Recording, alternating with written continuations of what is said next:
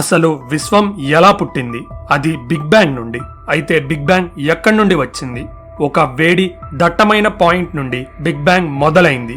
అసలు ఈ రోజుటి కొలతల ప్రకారం వివరించలేని సమయం అయిన 1 సెకండ్లో 10⁻34 సమయంలో ఆ దట్టమైన పాయింట్ సాగటం స్టార్ట్ చేసింది. దీన్ని ఇన్ఫ్లేషన్ అంటారు. అప్పుడు బిగ్ బ్యాంగ్ ద్వారా మొదలైన కాస్మిక్ ఇన్ఫ్లేషన్ ఈ రోజుటికి కూడా కొనసాగుతూనే ఉంది.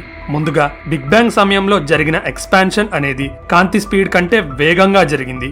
ఇందాక వివరించలేను అని చెప్పిన తక్కువ సమయంలో యూనివర్స్ 90 సార్లు డబుల్ గా పెరుగుతూ వచ్చింది.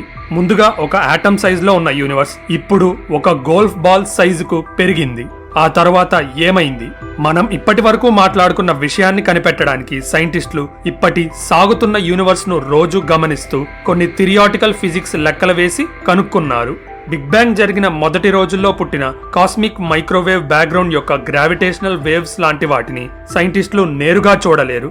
నాసా ప్రకారం ఇలా ఒక్కసారిగా ఆటమ్ సైజులో ఉన్న యూనివర్స్ పేలిన తర్వాత సాగుతూ వచ్చింది. కాకపోతే సమయం గడిచే కొద్దీ దాని సాగే రేట్ తగ్గుతూ వచ్చింది. ఇలా స్పేస్ సాగుతూ చల్లబడింది. అప్పుడు మొదటి మ్యాటర్ అంటే పదార్థం పుట్టింది. బిగ్ బ్యాంగ్ జరిగిన 1 సెకండ్ తర్వాత యూనివర్స్ అనేది neutrons, protons, electrons, anti electrons, photons మరియు న్యూట్రినోలతో నిండిపోయింది. ఇదంతా ఎలా మొదలైంది? అందరూ అనుకున్నట్టుగా బిగ్ బ్యాంగ్ అసలు ఒక పేలుడే కాదు. శూన్యంలో అసలు ఏం లేనప్పుడు స్పేస్ పుట్టడాన్నే బిగ్ బ్యాంగ్ అని సైంటిస్టులు అంటారు. బిగ్ బ్యాంగ్ థియరీ ప్రకారం యూనివర్స్ ఒక వేడి డెన్స్ గా ఉన్న పాయింట్ నుండి పుట్టింది. అయితే ఈ పాయింట్ సడన్ గా పుట్టకముందు అసలు శూన్యంలో ఏముందో ఎవరికీ తెలియదు. అధునాతన స్పేస్ మిషన్స్, నేల మీద ఉండే టెలిస్కోప్స్ మరియు మ్యాథమెటిక్స్ సహాయంతో యూనివర్స్ తన మొదటి సమయాల్లో ఎలా ఉంది మరియు ఎలా పుట్టిందో చిన్నగా అర్థం చేసుకుంటున్నాము. బిగ్ బ్యాంగ్ జరిగినప్పుడు ఫామ్ అయిన కాస్మిక్ మైక్రోవేవ్ బ్యాక్గ్రౌండ్ నుండి మనకి ముఖ్య డేటా వస్తుంది. ఈ కాస్మిక్ మైక్రోవేవ్ బ్యాక్గ్రౌండ్ లో అసలు ఏముంటుంది? బిగ్ బ్యాంగ్ తర్వాత వదిలివేయబడిన కాంతి మరియు రేడియేషనే ఈ కాస్మిక్ మైక్రోవేవ్ బ్యాక్గ్రౌండ్ లో ఉంటాయి. ఇప్పటి యూనివర్స్ లో స్ప్రెడ్ అయ్యి ఉన్న ఈ పురాతన కాంతిని అధునాతన టెక్నాలజీతో తయారు చేసిన మైక్రోవేవ్ డిటెక్టర్స్ ద్వారా గుర్తించడం జరిగింది. వీటితో గుర్తించిన డేటా సహాయంతో యూనివర్స్ పుట్టినప్పుడు ఎలా ఉందో ఒక డీటెయిల్ పిక్చర్ ను సైంటిస్టులు రూపొందిస్తున్నారు. 2001లో నాసా విల్కిన్సన్ ఎనైసోట్రోపీ ప్రోబ్ అనే ఒక శాటిలైట్ ను లాంచ్ చేసింది. కాస్మిక్ మైక్రోవేవ్ బ్యాక్గ్రౌండ్ ను గుర్తిస్తూ ఇది యూనివర్స్ మొదటి రోజుల్లో ఉన్న వాతావరణం గురించి సైంటిస్టులకు ఒక అంచనా వేసే అవకాశాన్ని ఇస్తుంది. ఈ శాటిలైట్ ద్వారానే యూనివర్స్ వయసు 13.8 బిలియన్ సంవత్సరాలని సైంటిస్టులు తేల్చారు. విశ్వం పుట్టిన 1 సెకండ్ తర్వాత ఏం జరిగింది? యూనివర్స్ పుట్టి 1 సెకండ్లో ట్రిలియన్ల బిలియన్లో 100వ వంతు సమయం తర్వాత అది వేగంగా పెరగటం మొదలుపెట్టింది. ఈ పేలుడు లాంటి ఎక్స్పాన్షన్ ను ఇన్ఫ్లేషన్ అంటారు. ఈ సమయంలో యూనివర్స్ పెరుగుతూ దాదాపు 90 సార్లు ఒక్కోసారి డబుల్ సైజులోకి మారుతూ వచ్చింది. ఇలా యూనివర్స్ ఎక్స్పాండ్ అయ్యే కొద్దీ అది చల్లబడుతూ తక్కువ డెన్సిటీకు సాగుతూ వచ్చింది. ఈ ఇన్ఫ్లేషన్ తర్వాత కూడా యూనివర్స్ సాగటం ఆపలేదు. కానీ మొదటిగా సాగినంత వేగంగా అయితే కాదు. దాని ఎక్స్పాన్షన్ రేట్ క్రమంగా తగ్గుతూ వచ్చింది. ఇలా చల్లబడిన యూనివర్స్ లో మొదటి మ్యాటర్ పుట్టింది. హలో ఫ్రెండ్స్, మీరింకా ఇలాంటి ఇంట్రెస్టింగ్ వీడియోస్ చూడాలంటే ఛానల్ సబ్స్క్రైబ్ బటన్ నొక్కి బెల్ ఐకాన్ క్లిక్ చేయండి. యూనివర్స్ పుట్టిన 3 నిమిషాల తర్వాత మొదటి కెమికల్స్ ఫామ్ అయ్యాయి. యూనివర్స్ ఎక్స్పాండ్ అయ్యే కొద్దీ ఉష్ణోగ్రతలు అమాంతంగా తగ్గటం వల్ల ప్రోటాన్స్ మరియు న్యూట్రాన్స్ కలిసి హైడ్రోజన్ గా ఏర్పడ్డాయి. అయితే హైడ్రోజన్ న్యూక్లియస్ లో ఒకే ఒక్క ప్రోటాన్ ఉంటుంది. ఈ ప్రోటాన్ కు ఒక న్యూట్రాన్ తో కలిస్తే హైడ్రోజన్ కాస్త దాని ఇంకో రూపం అయిన డ్యూటీరియం కు మారుతుంది. యూనివర్స్ మొదట్లో ఏర్పడిన ఈ డ్యూటీరియం కలిసి చిన్నగా హీలియం ఏర్పడింది. బిగ్ బ్యాంగ్ జరిగిన 3,38,000 సంవత్సరాల వరకు యూనివర్స్ ఎంత వేడిగా ఉందంటే కాంతి కూడా వెలగలేకపోయింది. చాలా తక్కువ శక్తితో ఆటమ్స్ అన్ని గుద్దుకొని ఒక ప్లాస్మా మేఘాన్ని తయారు చేశాయి. ఈ ప్లాస్మాలో విడివిడిగా ఉన్న ప్రోటాన్స్, న్యూట్రాన్స్ మరియు ఎలక్ట్రాన్స్ గాల్లో దుమ్ములాగా తేలుతూ ఉన్నాయి. విశ్వం పుట్టిన 3,80,000 సంవత్సరాల తర్వాత ఏం జరిగింది? స్పేస్ లో ఎలా పడితే అలా తిరుగుతున్న ఎలక్ట్రాన్స్ అన్ని ప్రోటాన్స్ మరియు న్యూట్రాన్స్ తో కలిసి ఆటమ్స్ గా ఫామ్ అవటం వల్ల యూనివర్స్ ఇంకా క్లియర్ గా మారింది. అప్పుడే కాంతి పుట్టింది. ఆ మొదటి కాంతిని కాస్మిక్ మైక్రోవేవ్ బ్యాక్గ్రౌండ్ రూపంలో మనం ఇప్పటికి కూడా చూడగలుగుతున్నాము. కానీ ఈ సమయానికి స్టార్స్ మరియు ఇతర కాస్మిక్ వస్తువులు ఇంకా పుట్టలేదు. కాబట్టి యూనివర్స్ లో ఎక్కువ భాగం ఇంకా అంధకారంలోనే ఉంది. విశ్వం పుట్టి 400 మిలియన్ సంవత్సరాల తర్వాత ఏం జరిగింది?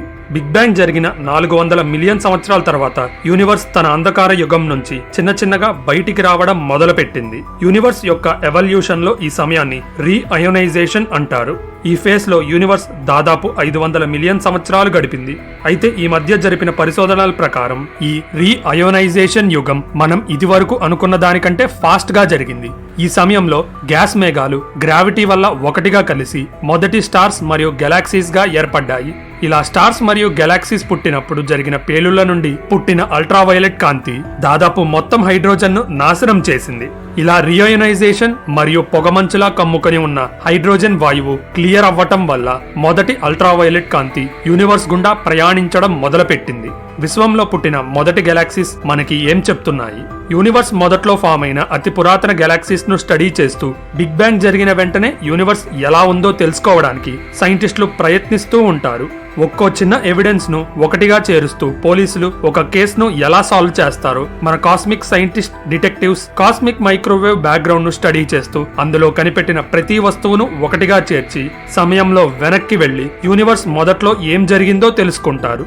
1989లో లాంచ్ చేసిన కాస్మిక్ బ్యాక్గ్రౌండ్ ఎక్స్ప్లోరర్, మనం ఇప్పటికే మాట్లాడుకున్న విల్కిన్సన్ మైక్రోవేవ్ అబ్జర్వేటరీ, అలానే ఇప్పటికి కూడా పనిచేస్తున్న హబుల్ టెలిస్కోప్ నుండి వచ్చిన డేటాను ఆధారంగా చేసుకుని కాస్మాలజీలో ఎప్పటి నుండో చలామణి అవుతున్న మిస్టరీస్ ను ఛేదించడానికి ప్రయత్నిస్తారు.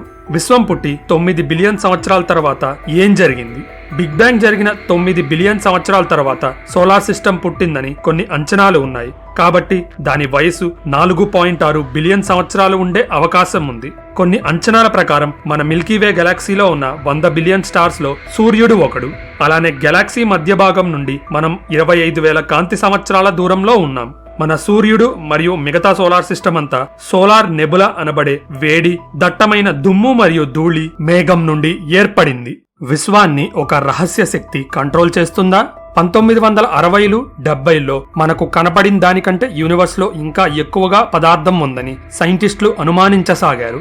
కార్నేజ్ ఇన్స్టిట్యూట్ ఆఫ్ వాషింగ్టన్ లో పనిచేసే ఆస్ట్రానమర్ అయిన వెరా రూబిన్ అనేక గెలాక్సీస్ లో అనేక స్టార్స్ యొక్క స్థలాల్ని గమనించారు. న్యూటన్ ఫిజిక్స్ ప్రకారం గెలాక్సీ అంచుల్లో ఉన్న స్టార్స్ గెలాక్సీ మధ్య భాగంలో స్టార్స్ కంటే వేగంగా గెలాక్సీ చుట్టూ తిరగాలి. అయితే అలా జరగకుండా గెలాక్సీ మధ్య భాగంలో ఉన్న స్టార్స్ తిరిగే సేమ్ స్పీడ్ తో బయట ప్రాంతంలో ఉన్న స్టార్స్ కూడా తిరుగుతున్నాయి. ఆశ్చర్యకరంగా గెలాక్సీలో ఎక్కడ ఉంది అని సంబంధం లేకుండా ప్రతి స్టార్ గెలాక్సీ మధ్య భాగం చుట్టూ ఒకే స్పీడ్ తో తిరుగుతుంది. అది సెంటర్ నుండి 10 కాంతి సంవత్సరాలైనా లేక 10,000 కాంతి సంవత్సరాలైనా తిరిగే వేగం మాత్రం మారటం లేదు. ఇది మనకు కనపడని వింత డార్క్ మ్యాటర్ వల్ల జరుగుతుంది. అది కంటికి లేదా మనం ఇప్పటి వరకు తయారు చేసిన ఎలాంటి టెక్నాలజీకి కనపడదు. కానీ ఆ వింత డార్క్ మ్యాటర్ యొక్క ప్రభావం గ్రావిటీ రూపంలో ప్రతి ఆస్ట్రోనామికల్ వస్తువు మీద సమానంగా పడుతుంది. ఒక థియరీ ప్రకారం యూనివర్స్ లో ఏ పదార్థంతోనూ రియాక్షన్ జరపని పార్టికల్స్ తో డార్క్ మ్యాటర్ తయారయ్యి ఉంటుంది. ఎడ్విన్ హబుల్ విశ్వరహస్యాన్ని కనిపెట్టాడా? 1920లో ఎడ్విన్ హబుల్ అనే ఆస్ట్రానమర్ యూనివర్స్ గురించి ఒక విప్లవాత్మక విషయాన్ని కనిపెట్టాడు. ఆ సమయం వరకు యూనివర్స్ అనేది బిగ్ బ్యాంగ్ జరిగిన తర్వాత సాగడం ఆగిపోయిందని అందరూ అనుకున్నారు. కానీ లాస్ ఏంజలీస్ లో ఉన్న మౌంట్ విల్సన్ అబ్జర్వేటరీ ద్వారా యూనివర్స్ సాగుతుంది అని హబుల్ గుర్తించారు.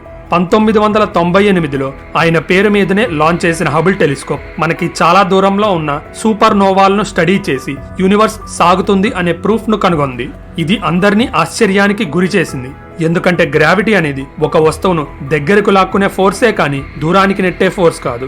కాబట్టి లాజికల్ గా యూనివర్స్ మొత్తం సాగకుండా దగ్గరకు లాగబడాలి కదా.